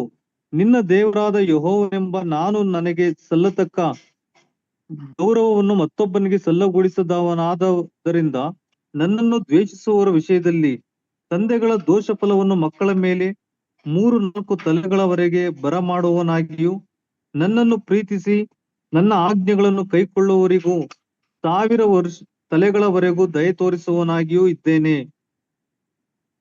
Now, we believers may think that this commandment doesn't apply to us because we don't worship any idol like some other religion. ವಿಶ್ವಾಸಿಗಳಾಗಿ ನಾವು ಈ ಆಜ್ಞೆ ನಮಗೆ ಅನ್ವಯವಲ್ಲ ಎಂಬುದಾಗಿ ನಾವು ನೆನೆಸುತ್ತೇವೆ. ಕಾರಣ ಇತರ ಧರ್ಮದ ಹಾಗೆ ನಾವು ಯಾವ ವಿಗ್ರಹಗಳನ್ನು ನಾವು ಪೂಜಿಸುವುದಿಲ್ಲ. But read Colossians chapter 3 verse 5. ಕೊಲೊಸ್ಸೆ 3ನೇ ಅಧ್ಯಾಯ 5ನೇ ವಚನ ಓದಿರಿ. Colossians 3:5. ಕೊಲೊಸ್ಸೆದವರಿಗೆ ಬರೆದ ಪತ್ರಿಕೆ 3ನೇ ಅಧ್ಯಾಯ 5ನೇ ವಚನ. ಆದದರಿಂದ ನಿಮ್ಮಲ್ಲಿರುವ ಭೂ ಸಂಬಂಧವಾದ ಭಾವಗಳನ್ನು ಸಾಯಿಸಿರಿ. ಜಾರತ್ವ, ಬಂಡುತನ, ಕಾಮಾಭಿಲಾಷೆ, ದುರಾಶೆ, ವಿಗ್ರಹಾರಾಧನೆಗೆ ಸಮವಾಗಿರುವ ಲೋಭ, ಇವುಗಳನ್ನು ವಿಸರ್ಜಿಸಿ ಬಿಡಿರಿ. Yeah, here, enough, brother. Here, covetousness is called equal to idolatry. ಇಲ್ಲಿ ದ್ರವ್ಯ ಆಶೆಯು ಅದು ವಿಗ್ರಹಾರಾಧನೆಗೆ ಸಮವಾಗಿದೆ. Any of the church elders corrected or disciplined any believers for loving money and going after money? We don't do that. ಯಾವ ಒಬ್ಬ ಸಭಾ ಹಿರಿಯರಾಗಲಿ ಸ್ವಾರ್ಥಕರಾಗಲಿ ಹಣದಾಶೆ ಉಳ್ಳವರನ್ನು ತಿದ್ದುಪಡಿಸಿದ್ದು ಅಥವಾ ಶಿಸ್ತು ಕ್ರಮ ಪಡಿಸಿದ್ದನ್ನು ನಾವು ಕೇಳಿದ್ದೇವೆ. ನಾವು ಆ ವಿಷಯವನ್ನು ಮಾಡುವುದಿಲ್ಲ. If our assembly somebody come with immorality, we immediately take action. ಸಭೆಗೆ ಯಾರಾದರೂ ಅನೈತಿಕವಾದ ಒಂದು ವಿಷಯದಲ್ಲಿ ಬಿದ್ದು ಬರುವುದಾದ್ರೆ ನಾವು ತಕ್ಷಣ ಅವರನ್ನು ತಿದ್ದುಪಡಿಸುತ್ತೇವೆ. And if we have somebody that after becoming a believer go and worship an idol, we will take it very seriously. ಯಾರಾದರೂ ಒಬ್ಬ ವ್ಯಕ್ತಿ ನಂಬಿಕೆಗೆ ಬಂದ ನಂತರ ಆ ಒಬ್ಬ ವಿಶ್ವಾಸಿ ವಿಗ್ರಹಾರಾಧನೆಗೆ ಹೋಗುವುದಾದ್ರೆ ನಾವು ತುಂಬಾ ಗಂಭೀರವಾಗಿ ಅದನ್ನು ಪರಿಗಣಿಸುತ್ತೇವೆ. But what about covetousness? ಆದರೆ ದ್ರವ್ಯಾಶದ ಕುರಿತಾಗಿ ಏನು? So God says idolatry applies to us also. ದೇವರು ಹೇಳುವುದೇನೆಂದ್ರೆ ವಿಗ್ರಹಾರಾಧನೆ ನಮಗೂ ಅನ್ವಯವಾಗಿದೆ. Read 1 John 5:21. 1 John 5:21, the last verse. 1 ಯೋಹಾನ 5ನೇ ಅಧ್ಯಾಯ 21ನೇ ವಚನ, ಕೊನೆ ವಚನ. ಪ್ರಿಯರಾದ ಮಕ್ಕಳೇ, ವಿಗ್ರಹಗಳಿಗೆ ದೂರವಾಗಿರುವಂತೆ ನಿಮ್ಮನ್ನು ಕಾಪಾಡಿಕೊಳ್ಳಿರಿ. Apostle John is writing to believers. ಅಪೊಸ್ತಲನಾದ ಯೋಹಾನನು ವಿಶ್ವಾಸಿಗಳಿಗೆ ಬರೆಯುತ್ತಿದ್ದಾನೆ. What is an idol? ವಿಗ್ರಹ ಅಂದ್ರೆ ಏನು? We in India see millions of idols all around us. ನಾವು ಭಾರತೀಯರಾಗಿ ನಮ್ಮ ಸುತ್ತಲೂ ಕೋಟ್ಯಾನು ವಿಗ್ರಹಗಳನ್ನು ನೋಡುತ್ತೇವೆ. Oh, that image, that idol is an idol. ಆ ಒಂದು ವಿಗ್ರಹವು ಅಥವಾ ಚಿತ್ರವು ಅದು ವಿಗ್ರಹವಾಗಿದೆ. But our riches, our car, our house, even our children, our job, all can become idol if we give more priority to that than God. ನಾವು ದೇವರಿಗಿಂತ ನಮ್ಮ ಒಂದು ಸಂಪತ್ತಾಗಲಿ, car ಆಗಲಿ, ಮನೆಗಾಗಲಿ, ಮಕ್ಕಳಾಗಲಿ ಇವುಗಳಿಗೆ ಹೆಚ್ಚು ಪ್ರಾಧಾನ್ಯತೆ ಕೊಡುವುದಾದ್ರೆ ಇವುಗಳು ಸಹ ವಿಗ್ರಹವಾಗಿರಬಹುದು. Things to which you give your time and heart and soul become an idol. ಯಾವ ವಿಷಯಗಳಿಗೆ ನೀವು ಹೆಚ್ಚು ಸಮಯವನ್ನಾಗಲಿ ನಿಮ್ಮ ಹೃದಯವನ್ನಾಗಲಿ ಕೊಡುವುದಾದ್ರೆ ಅದು ನಿಮಗೆ ವಿಗ್ರಹವಾಗಿ ಮಾರ್ಪಡುತ್ತದೆ. Abraham came from an idol worshipping background. ಅಬ್ರಹಾಮನು ವಿಗ್ರಹಾರಾಧನೆ ಹಿನ್ನೆಲೆಯಿಂದ ಬಂದವನು. God called him to come out from that life and be separated and believe in the true and living God. ದೇವರು ಈ ವಿಷಯದಿಂದ ಹೊರಗೆ ಬಂದು ದೇವರ ಮೇಲೆ ನಂಬಿಕೆ ಇಟ್ಟು ಪ್ರತ್ಯೇಕವಾದ ಒಂದು ಜೀವನ ಜೀವಿಸಿ ನಿಜವಾದ ದೇವರ ಮೇಲೆ ನಂಬಿಕೆ ಇಡುವಾಗಿ ಅಬ್ರಹಾಮನನ್ನು ಕರೆದನು. In Christendom today, especially the Roman Church, they have images and idols.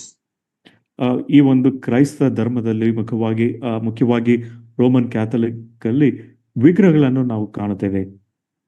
But in the Protestant church, there are photos of Jesus, different looking, like Jesus that looks in different ways. They have those pictures in their church, in their homes.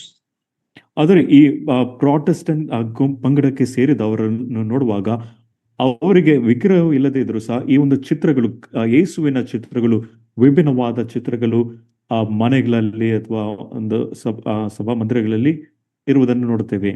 What is the difference? Both are idols. ವ್ಯತ್ಯಾಸವೇನು? ಎರಡೂ ವಿಗ್ರಹವು. The sad thing is in some places in Karnataka, I have seen in brethren homes, even brethren elders home, I have seen the photos of Jesus and Mary and all that. ದುಃಖಕರವಾದ ವಿಷಯವೇನೆಂದರೆ ಕರ್ನಾಟಕದಲ್ಲಿ ಕೆಲವು ಸಭಾ ಹಿರಿಯರ ಮನೆಗಳಲ್ಲಿ, ವಿಶ್ವಾಸಿಗಳ ಮನೆಯಲ್ಲಿ ಯೇಸುವಿನ ಚಿತ್ರವನ್ನು ನಾನು ನೋಡಿದ್ದೇನೆ. So it is all idolatry. ಇವೆಲ್ಲವೂ ವಿಗ್ರಹವು ಅಥವಾ ವಿಗ್ರಹಾರಾಧನೆ ಆಗಿದೆ. So do not make any image or serve it or bow down to it applies to whether it is a photo or an idol or anything that we think it is God. ನಾವು ಇಲ್ಲಿ ಯಾವ ಮೂರ್ತಿಯನ್ನು ಮಾಡಬಾರದು ಎಂಬುದಾಗಿ ಹೇಳುವಾಗ ಅದು ಒಂದು ಚಿತ್ರವಾಗಿರಬಹುದು ಅಥವಾ ವಿಗ್ರಹವಾಗಿರಬಹುದು ಅಥವಾ ಬೇರೆ ಯಾವ ವಿಷಯಗಳು ದೇವರ ಸ್ಥಾನವನ್ನು ತೆಗೆದುಕೊಳ್ಳುತ್ತದೋ ಅದು ವಿಗ್ರಹವಾಗಿರುತ್ತದೆ.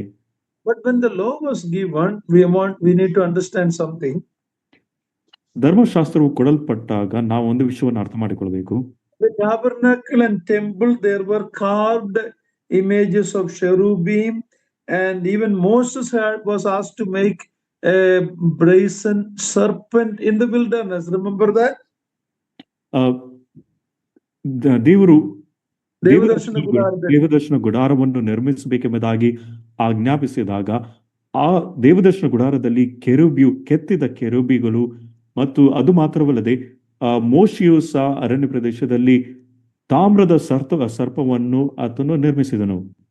Yeah, but those were not for worship. That was not they were not telling it is God. But today when people put a Jesus photo and think that is Jesus, it is idolatry. ಆ ವಿಷಯಗಳು ಅದು ಆರಾಧನೆಗಾಗಿ ಅದು ಕೊಡಲ್ಪಡಲಿಲ್ಲ. ಆದರೆ ಈಗ ನಾವು ಯೇಸುವಿನ ಫೋಟೋವನ್ನು ಇಟ್ಟುಕೊಳ್ಳುವುದಾಗ್ಲಿ ಅದು ಒಂದು ಆರಾಧನೆಗಾಗಿ ಅಥವಾ ಪೂಜೆಗಾಗಿ ನಾವು ಇಟ್ಟುಕೊಳ್ಳುತ್ತಿದ್ದೇವೆ.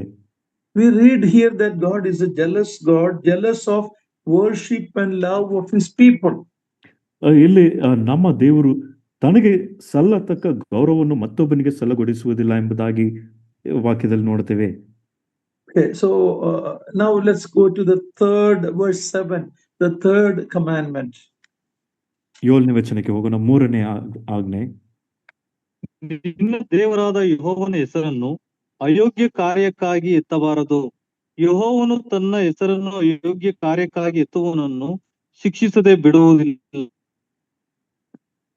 Using the Lord's name in vain means like blasphemy, swearing falsely, not keeping your word. All this comes under that. ಯೆಹೋವನಾದ ದೇವರ ಹೆಸರನ್ನು ಅಯೋಗ್ಯ ಕಾರ್ಯಕ್ಕಾಗಿ ಎತ್ತಬಾರದು ಎಂಬುದಾಗಿ ಹೇಳುವಾಗ ದೇವ ದೂಷಣೆ ಮಾಡುವುದಾಗಲಿ ಅಥವಾ ಶಪಥ ಪದಗಳನ್ನು ಉಪಯೋಗಿಸುವುದಾಗಲಿ ಈ ಒಂದು ಸಂಗತಿ ಎಲ್ಲವೂ ಒಳಗೊಂಡಿದೆ. In the Western Christian countries, so-called Christian countries, the political leaders, president, prime minister, whatever, they put their hand on a Bible and swear when they are sworn in. ಈ ಒಂದು ಪಾಶ್ಚಾತ್ಯ ದೇಶಗಳಲ್ಲಿ ಕ್ರೈಸ್ತ ಎನಿಸಿಕೊಳ್ಳುವ ದೇಶಗಳಲ್ಲಿ ನೋಡುವಾಗ ಈ ಅಧ್ಯಕ್ಷರಾಗಲಿ ಅವರು ಪ್ರಮಾಣ ತೆಗೆದುಕೊಳ್ಳುವಾಗ ಸತ್ಯವೇದ ಮೇಲೆ ಕೈ ಇಟ್ಟು ಪ್ರಮಾಣ ತೆಗೆದುಕೊಳ್ಳುತ್ತಾರೆ. In our country, in India, people put it on their religious books or they swear in on their God's name. ಆದರೆ ನಮ್ಮ ಭಾರತ ದೇಶದಲ್ಲಿ ನಾಯಕರು ಅವರು ಅವರ ಧಾರ್ಮಿಕವಾದ ಪುಸ್ತಕದ ಮೇಲೆ ಕೈಯನ್ನಿಟ್ಟು ಅಥವಾ ಆ ದೇವರುಗಳನ್ನು ಹೆಸರಿಟ್ಟು ಅವರು ಪ್ರಮಾಣ ತೆಗೆದುಕೊಳ್ಳುತ್ತಾರೆ. But we know what happens after that. They are so corrupt, they steal, they cheat, they are so corrupt. So this is taking God's name in vain. ಆದರೆ ಈ ಪ್ರಮಾಣ ಮಾಡಿದ ನಂತರ ಅವರು ಮಾಡುವ ಕಾರ್ಯ ಏನೆಂಬುದಾಗಿ ನಮಗೆ ಗೊತ್ತಿದೆ. ಅವರು ಈ ಒಂದು ಭ್ರಷ್ಟತೆಯಲ್ಲಿಯೂ ಮೋಸ ಮಾಡುವುದರಲ್ಲಿಯೂ ಕದಿಯುವುದರಲ್ಲಿಯೂ ಅವರು ತೊಡಗಿಸಿಕೊಂಡಿರುತ್ತಾರೆ. Yeah, this also taking God's name in vain also includes a false statement that we make, profanity, cursing, all this comes under that. ಈ ಎಲ್ಲಾ ಕಾರ್ಯಗಳು ದೇವರ ನಾಮವನ್ನು ಅಯೋಗ್ಯ ಕಾರ್ಯಕ್ಕಾಗಿ ಎತ್ತುವಂತ ವಿಷಯವಾಗಿದೆ. ಇದು ಮಾತ್ರವಲ್ಲದೆ ಆ ಒಂದು ತಪ್ಪಾದ ಒಂದು ಹೇಳುವಿಕೆ ಆಗಲಿ ಶಪಿಸುವುದಾಗಲಿ ಇವೆಲ್ಲವೂ ದೇವರ ನಾಮವನ್ನು ಅಯೋಗ್ಯ ಕಾರ್ಯಕ್ಕಾಗಿ ತೆಗೆದುಕೊಳ್ಳುವ ಸಂಗತಿಯಲ್ಲಿ ಬರುತ್ತದೆ. The Lord Jesus said, let your yes be a, let your no be no. I know that we all have failed in it, but that is the standard. ನಮ್ಮ ಕರ್ತನಾದ ಯೇಸು ಕ್ರಿಸ್ತನು ಹೇಳಿದ ಒಂದು ಮಾತು, ನಿಮ್ಮ ಒಂದು ಮಾತು ಹೌದಾಗಿದ್ದರೆ ಹೌದು ಆಗಿರ್ಲಿ, ಇಲ್ಲ ಎಂಬುದಾಗಿಲ್ಲದ್ರೆ ಇಲ್ಲ. ಆದ್ರೆ ನಾವೆಲ್ಲರೂ ಈ ವಿಷಯಗಳಲ್ಲಿ ಸೋತು ಹೋಗಿದ್ದೇವೆ. How many believers we don't keep the word? ಎಷ್ಟು ವಿಶ್ವಾಸಿಗಳು ತಾವು ಹೇಳಿದ ಮಾತಿಗೆ ತಕ್ಕ ಹಾಗೆ ನಡೆದುಕೊಳ್ಳುವುದಿಲ್ಲ. Okay, so Now let's read 8 to 11. We have few minutes left. Let's look at the fourth commandment. ಈಗ 4ನೇ ಆಜ್ಞೆಯನ್ನು ನೋಡೋಣ, 8ನೇ ವಚನದಿಂದ 11ನೇ ವಚನ ತನಕ. ಸಬ್ಬತ್ ದಿನವನ್ನು ದೇವರ ದಿನವೆಂದು ಆಚರಣೆಗೆ ತರುವುದಕ್ಕೆ ಜ್ಞಾಪಕದಲ್ಲಿಟ್ಟುಕೊಳ್ಳಬೇಕು. 6 ದಿವಸಗಳಲ್ಲಿ ನೀನು ದುಡಿದು ನಿನ್ನ ಕೆಲಸವನ್ನೆಲ್ಲ ಮಾಡಬೇಕು. 7ನೆಯ ದಿನವು ನಿನ್ನ ದೇವರಾದ ಯೆಹೋವನಿಗೆ ಮೀಸಲಾದ ವಿಶ್ರಾಂತಿ ದಿನವಾಗಿದೆ. ಅದರಲ್ಲಿ ನೀನು ಯಾವ ಕೆಲಸವನ್ನೂ ಮಾಡಬಾರದು. ನಿನ್ನ ಗಂಡು ಮಕ್ಕಳು, ಹೆಣ್ಣು ಮಕ್ಕಳು, ಗಂಡಾಳು, ಹೆಣ್ಣಾಳು, ಪಶುಗಳು, ನಿನ್ನ ಊರಲ್ಲಿ ಇರುವ ಅನ್ಯ ದೇಶದವರು ಯಾವ ಕೆಲಸವನ್ನು ಮಾಡಬಾರದು. 6 ದಿನಗಳಲ್ಲಿ ಯೆಹೋವನು ಭೂಮಿ ಆಕಾಶಗಳನ್ನು, ಸಮುದ್ರವನ್ನು, ಅವುಗಳಲ್ಲಿರುವ ಸಮಸ್ತವನ್ನು ನಿರ್ಮಾಣ ಮಾಡಿ 7ನೆಯ ದಿನದಲ್ಲಿ ವಿಶ್ರಮಿಸಿಕೊಂಡನು. ಆದ್ದರಿಂದ ಯೆಹೋವನು ಸಬ್ಬತ್ ದಿನವನ್ನು ತನ್ನ ದಿನವಾಗಿರಲಿ ಎಂದು ಆಶೀರ್ವದಿಸಿದನು. Yeah, there is a lot of misunderstanding about this in Christendom. ಕ್ರೈಸ್ತತ್ವದಲ್ಲಿ ಇದರ ಕುರಿತಾಗಿ ತಪ್ಪಾದ ಅಭಿಪ್ರಾಯಗಳು ಉಂಟು. Sabbath day is given mainly to the nation of Israel. ಸಬ್ಬತ್ ದಿನ ಮುಖ್ಯವಾಗಿ ಇಸ್ರಾಯೇಲ್ ಜನಾಂಗಕ್ಕೆ ಕೊಡಲ್ಪಟ್ಟಿತು. The covenant between God and the children of Israel. ದೇವರಿಗೂ ಇಸ್ರಾಯೇಲ್ ಜನರಿಗೂ ಇದ್ದ ಒಡಂಬಡಿಕೆಯಲ್ಲಿ As we know, the 7th day is Saturday. 7ನೇ ದಿನ ಅದು ಶನಿವಾರ. More details are given in Exodus chapter 31, verse 13 to 17. ವಿಮೋಚನಕಾಂಡ 31ನೇ ಅಧ್ಯಾಯ 13ನೇ ವಚನದಿಂದ 17ನೇ ವಚನದಲ್ಲಿ ಹೆಚ್ಚು ವಿವರಗಳು ಕೊಡಲ್ಪಟ್ಟಿವೆ. It was a Sabbath day of rest. ಸಬ್ಬತ್ ದಿನ ವಿಶ್ರಮಿಸಿಕೊಳ್ಳುವ ಸಬ್ಬತ್ ದಿನವಾಗಿದೆ. Our rest as New Testament believers in Jesus Christ. He said, "Come unto me, I will give you rest." ಹೊಸ ಒಡಂಬಡಿಕೆಯ ವಿಶ್ವಾಸಿಗಳಾಗಿ ನಮ್ಮ ವಿಶ್ರಾಂತಿ ಕರ್ತನಾದ ಯೇಸು ಕ್ರಿಸ್ತನಲ್ಲಿ ಉಂಟು. ಕರ್ತನಾದ ಯೇಸು ಕ್ರಿಸ್ತನು ಹೇಳಿದ್ದೇನೆಂದರೆ, ನನ್ನ ಬಳಿಗೆ ಬನ್ನಿರಿ, ನಾನು ನಿಮಗೆ ವಿಶ್ರಾಂತಿ ಕೊಡುತ್ತೇನೆ. Nowhere in the New Testament Christians are commanded to keep the Sabbath. ಹೊಸ ಒಡಂಬಡಿಕೆಯಲ್ಲಿ ಎಲ್ಲೂ ವಿಶ್ವಾಸಿಗಳು ಸಬ್ಬತ್ ದಿನವನ್ನು ಆಚರಿಸಬೇಕೆಂಬುದಾಗಿ ತಿಳಿಸಲ್ಪಡಲಿಲ್ಲ. There's a group called Seventh Day Adventist. Seventh day Adventist ಎಂಬ ಒಂದು ಪಂಗಡ ಉಂಟು. They gather on Saturdays. They don't gather in Sunday. ಅವರು ಶನಿವಾರ ಕೂಡಿ ಬರುತ್ತಾರೆ, ಭಾನುವಾರ ಬರುವುದಿಲ್ಲ. They claim that they are keeping Sabbath. ತಾವು ಸಬ್ಬತ್ ದಿನವನ್ನು ಆಚರಿಸುತ್ತಾರೆ ಅಥವಾ ಸಬ್ಬತ್ ದಿನವನ್ನು ಕೈಕೊಂಡು ನಡೆಯುತ್ತಿದ್ದಾರೆ ಎಂಬುದಾಗಿ ಹೇಳಿಕೊಳ್ಳುವವರು. If they really keep Sabbath, they should not do any work on that day. But the 7th day hospital is working, people are working, they are doing their work. So if they really keep Sabbath, they should not do any work. ಇವರು ನಿಜವಾಗ್ಲೂ ಸಬ್ಬತ್ ದಿನವನ್ನು ಕೈಕೊಂಡು ನಡೆಯುವವರಾಗಿದ್ದಾರೆ. ಆ ದಿನದಿಂದ ಅವರು ಯಾವ ಕೆಲಸವನ್ನು ಮಾಡಬಾರದು. ಆದರೆ ನಾವು ನೋಡುತ್ತೇವೆ, ಈ ಸೆವೆಂತ್ ಡೇ ಅಡ್ವೆಂಟಿಸ್ಟ್ ಆಸ್ಪತ್ರೆಯು ಕಾರ್ಯ ನಡೆಯುತ್ತಿರುತ್ತದೆ. ಜನರು ಸಹ ತಮ್ಮ ಕೆಲಸಗಳನ್ನು ಶನಿವಾರದಂದವರು ಮಾಡುತ್ತಾರೆ. Exodus 31:15 says, breaking of the Sabbath deserves death punishment. ವಿಮೋಚನಕಾಂಡ 31ನೇ ಅಧ್ಯಾಯ 15ನೇ ವಚನದಲ್ಲಿ ಸಬ್ಬತ್ ದಿನವನ್ನು ಉಲ್ಲಂಘಿಸುವವನಿಗೆ ಮರಣ ಶಿಕ್ಷೆ ಆಗಬೇಕು. Colossians 2:16, please read that quickly. Colossians 2:16.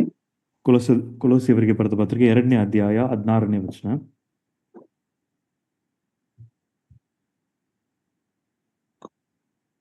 Colossians 2:16. 2ನೇ ಅಧ್ಯಾಯ 16. ಹೀಗಿರುವುದರಿಂದ ತಿಂದು ಕುಡಿಯುವ ವಿಷಯದಲ್ಲಿಯೂ ಹಬ್ಬ, ಅಮಾವಾಸ್ಯೆ, ಸಬ್ಬತ್ ಎಂಬುವುಗಳ ವಿಷಯದಲ್ಲಿಯೂ ನಿಮ್ಮನ್ನು ದೋಷಿಗಳೆಂದು ಯಾರು ಎಣಿಸಬಾರದು. Yeah, it is not a commandment given to the New Testament to keep a certain day or this Sabbath like that. ಹೊಸ ಒಡಂಬಡಿಕೆಯಲ್ಲಿ ಆ ಸಬ್ಬತ್ ದಿನ ಅಥವಾ ಬೇರೆ ಯಾವ ಒಂದು ದಿನವನ್ನು ಆಚರಿಸಬೇಕೆಂಬ ಒಂದು ಆಜ್ಞೆಯು ಕೊಡಲ್ಪಟ್ಟಿಲ್ಲ.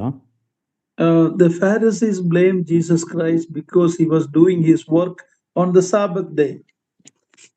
ಫರಿಸಾಯರು ಕರ್ತನನ್ನು ದೂಷಿಸಿದರು. ಕಾರಣವೇನೆಂದರೆ ಕರ್ತನಾದ ಯೇಸು ಕ್ರಿಸ್ತನು ತನ್ನ ಕಾರ್ಯವನ್ನು ಅಥವಾ ಈ ಅದ್ಭುತ ಕಾರ್ಯವನ್ನು ಸಬ್ಬತ್ ದಿನದಲ್ಲಿ ಆತನು ಮಾಡುವವನಾಗಿದ್ದನು.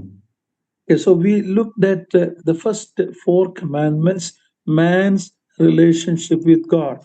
ಮೊದಲು 4 ಆಜ್ಞೆಗಳನ್ನು ಕಲಿತಾ ಬಂದೆವು. ದೇವರೊಂದಿಗಿರುವ ಮನುಷ್ಯರ ಒಂದು ಸಂಬಂಧ. Lord willing, next week we will look at the second part of the law. ದೇವರ ಚಿತ್ತವಿರುವುದಾದರೆ ಮುಂದಿನ ವಾರ ದಶಾಜ್ಞೆಗಳಲ್ಲಿ ಇರುವ ಎರಡನೇ ಭಾಗವನ್ನು ನಾವು ಕಲಿಯೋಣ.